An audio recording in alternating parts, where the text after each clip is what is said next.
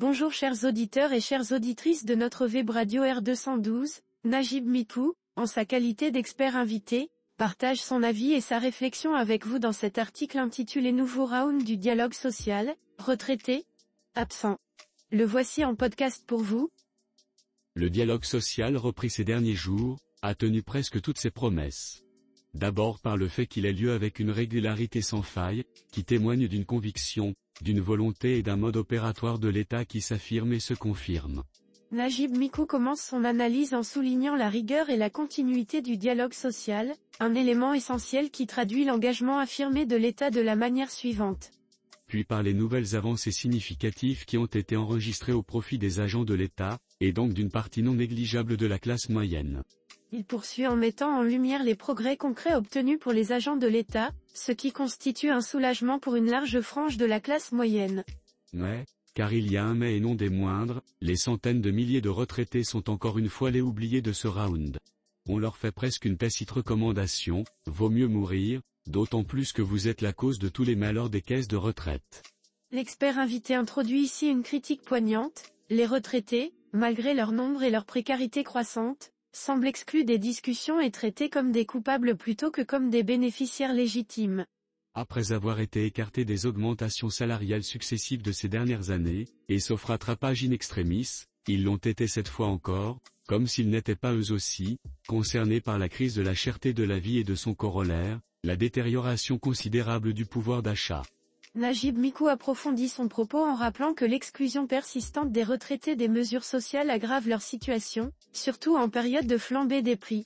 À propos justement des grandes difficultés financières des caisses de retraite, faut-il rappeler que les grandes innovations sont nées d'un changement de perspective.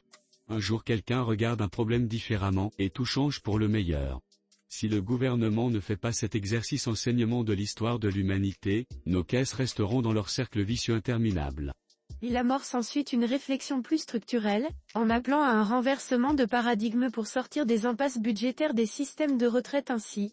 La solution pour les caisses de retraite consiste principalement, en la création d'une banque d'épargne publique-privée, portée par les fonds de ces caisses, au lieu de persister à n'envisager de solutions qu'aux dépens des moyens de l'État, des travailleurs et des retraités.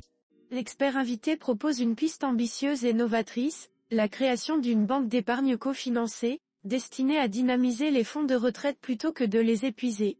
Bref, le changement de perspective, l'inversion de la cartographie, l'abondant de chemins tracés d'avance qui mènent droit vers la faillite généralisée de notre système de retraite.